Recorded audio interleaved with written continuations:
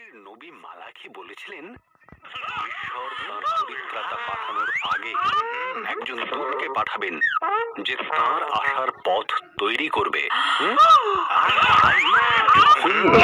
আগে এলেন এবং জর্দান নদীর তীরে প্রচার করতে লাগলেন। যোহন বললেন, ঈশ্বরের আগমনের পথ তৈরি করো। ঈশ্বর বিশেষ একজনকে পাঠাচ্ছেন তাঁর প্রজাদের জন্য। তোমাদের মন পরিবর্তন করো, এতদিন যেসব মন্দ কাজ করেছ তা থেকে ফিরে এসো আর বাপ্তিস্ম নাও। তার কথায় লোকেরা মানল। তারা জিজ্ঞাসা করলো, তুমিই কি সে ব্যক্তি? যখন বললেন, না, আমি তার চোখে নিয়ে যাওয়ারও যোগ্য নই। তিনি আশ্চর্য সব কাজ করবেন, তোমরা দেখবে। যিশু যোহনের কাছে বাপ্তিস্ম নিতে এলেন।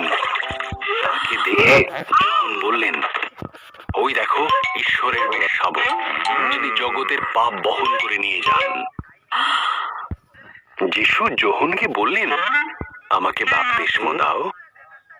যোহন বললেন, না। যিশু বললেন, আমাকে তোমার থেকে বাপ্তিস্ম নিতে হবে।